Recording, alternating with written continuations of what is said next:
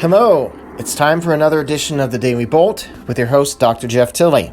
Today's topic, caution, but not panic, called for in terms of coronavirus. Sit back and relax and enjoy today's Daily Bolt. So, we are back from a hiatus of a couple of weeks. And it was a longer hiatus than I had planned for, but things get in the way, and it's been an exceptionally busy few weeks.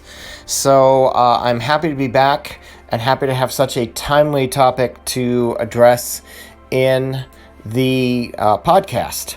So we're going to talk today about the coronavirus.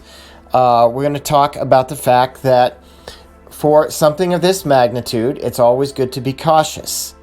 But it's also not at the level that requires a widespread panic.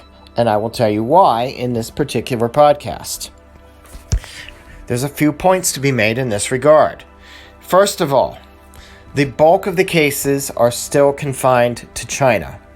As of the most recent update, which was a few minutes ago, there's something on the order of 6,160 cases of the coronavirus that have been confirmed worldwide. Of those, 6,070 are confined to mainland China. That means you have maybe another 80 to 85 additional cases in the rest of the world. Well, what does that mean? Well, what it means is that once the coronavirus and the nature of it in China was detected, then a lot of safeguards from the World Health Organization, from various governments were put into place to start screening people coming from China and mainland China in particular, to ensure that they weren't spreading the virus.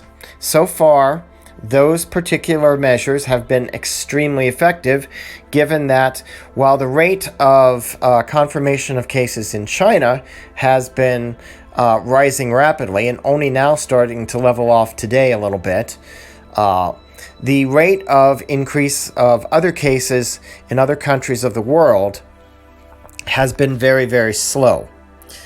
Right now, Thailand has the most number of cases after China, and that is only 14. All other nations have fewer cases. There are reports this afternoon of perhaps a sixth case in Kansas in the U.S. that might be confirmed. But that would be the first case confirmed in several days. And so this is not spreading dramatically. There have been mini panics at a couple of college campuses, one at USC earlier in the week when someone thought that a student there had the coronavirus. And they were basically trying to deal with a very panicked student population.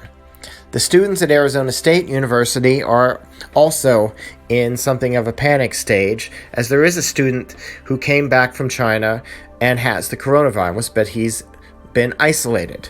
But nonetheless, you have 21,000 students signing a petition to cancel classes, and so far the university is not canceling classes, mainly because there has not been any indication of a spread of the coronavirus. Now, the virus, according to China, has a 2-week incubation period. That is according to China.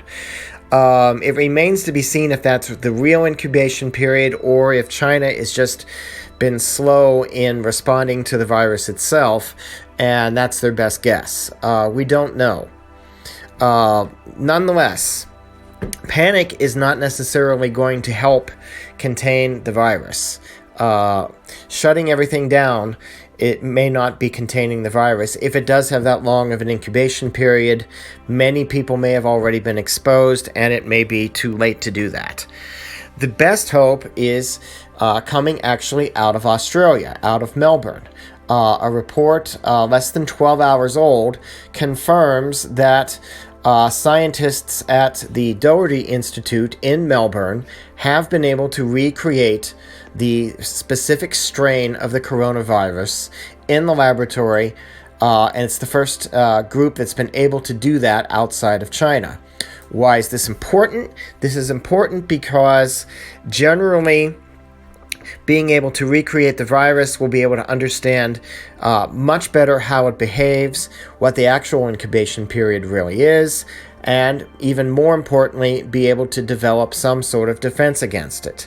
Whether it is something that will mitigate the effects, whether it will be a vaccine that will basically cure it, we don't know, and we don't know how fast that will happen. But the fact that the Australian group has been able, within less than 2 weeks, to really be able to recreate this virus specifically, they really can make much more rapid progress.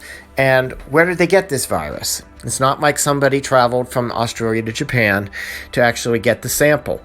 One of the first cases of the virus outside of China was in Australia, and the Australians isolated that individual, confined him, and took various samples from this patient to be able to get this sample of the virus itself. And this is another way that a lot of countries have various policies, procedures, safeguards, protocols in place for potential pandemics like this one. And I say potential because it's not a pandemic yet. It's an epidemic in China. That's about all it is at this point. Elsewhere in the world, it is very well contained. And it appears that we have learned some lessons from the previous outbreaks of SARS from China, FERS, other viruses in the 20th century that had rapid spreads around the world, the swine flu, all sorts of things that have allowed us to develop procedures that appear to be working quite well. So it's worth keeping an eye on, it's worth being concerned about. But I wouldn't lock yourself up in your house and not go out for the next month just yet. I would say we're a long ways from that, and the fact that the virus has been replicated is an extremely good sign that we will be able to rapidly get a handle on this, faster than we did with the SARS epidemic and other epidemics of the last few decades. I'm going to leave you on that hopeful note for this episode of the Daily Bolt. I'm Dr. Jeff Tilley. Have a good afternoon, good evening, good morning, and God bless.